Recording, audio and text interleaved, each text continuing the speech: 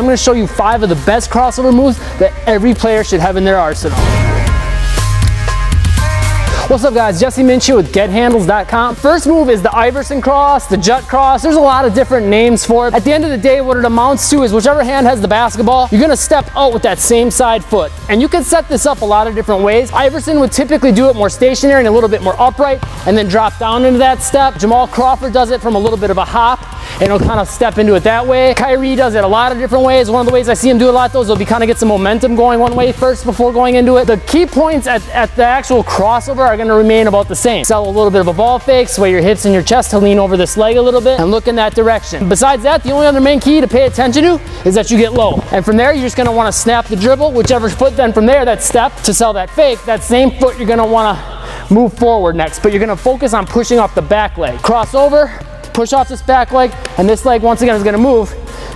And this way now I have protection over the basketball in case my defender tries to close back out on me. Second move, the snatch back. If there's ever been a move in the NBA or just in general that sends defenders flying and breaks ankles, the snatch back is probably the one that does it the most. The key behind it is basically just to get some momentum going, like you're trying to go past your defender. So if I'm going with the left hand, I'm going to attack hard in that direction. Whichever hand has the basketball, that same side foot's just going to stop. You don't really need to sell that last second fake. In certain instances, you might want to, but then from there, what's going to make it really different is the angle. You're going to cross over more back or just to stop on a dime. And that's pretty much it. The key though to making this work is that once you start to get a little bit past them, that's when you're gonna wanna stop because they're gonna be like, oh man, I gotta recover to get in front of this guy. And they're gonna take offline to try to jump back in front of you. There's 2 different ways you can do the crossover. You can either go just like a regular crossover, keeping it tight. That's a key point. Keep it tight to your body, so not out here, and pull it back, and then kind of step back in with the foot that stopped last. Or you can do the same thing going between the legs from the back. I prefer that method because if the defender's here with me, I have the ball back here where they can't get to it. And that's pretty much it.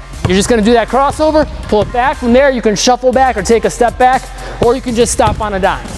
This next crossover is the sharp cross. It's one that you should be able to pick up really easily. You want to really work on perfecting it, and I'm going to give you some keys in here to make sure you get it down a little bit better so you can, get past your defender easier, break more ankles, all that cool stuff. You want to get some good momentum going on this one, and this one's a great one for like more when you're running on the move, but you can also use it more at a half speed, but you want to have some momentum going in one direction. You're not going to really sell a fake moving this way to change directions. You're basically already moving in that direction, so that kind of is your fake. Your movement is your fake. The second you feel, again, the same foot as the hand that has the basketball touch the ground, you're just going to push the ball over immediately, real quick. So there's not that extra extension or lean or any of that. You're just going to be running this way and catch them unexpected. Really work on focusing on that timing. The second you feel this foot touch the ground, boom, push that ball over quick and change directions. Push off that foot quick to change directions. Speed is key on this one though. This next one is one of my favorites for when you're close to the defender and don't have as much movement going into it. You can do it with a little bit of movement, but it's a good one to throw defenders timing off and do when you're close, and it's the double rhythm cross. Basically all it's going to be is more like a regular crossover, so about hip height, crossing over, but then boom, you're going to kill it down low with this second hand. Instead of catching it and then bringing it all the way up here, that's why it's called the double rhythm cross. It's 2 crossovers, 2 different rhythms. Back and forth, high, catch them with that next one low to throw their timing off. And it's a good one to use in situations where like there's a lot of defenders around. You want to kill it down low to keep it away from where defenders can steal it. This one is one of my personal favorites that I use a lot. It's called the stiff leg, and I'm going to show you 2 ways of doing it. There's kind of more of a street ball type of way of doing it, and then there's a little bit more fundamental way of doing it. It's becoming fairly more common to do it the second way I'm going to show you. So basically what's going to be is whichever hand has the ball, the opposite foot for this one is going to step, and you're going to step across the body in the direction of the hand that has the basketball. So if the left hand has the basketball, right foot's going to step in that direction. You want to get low for this one, and you can play around with the length of the step. I really like taking a long step with mine because I find that I can really get defenders flying on it that way, but sometimes I'll mix it up with a shorter step to get it off quicker. It's going to look like your first step to the basket.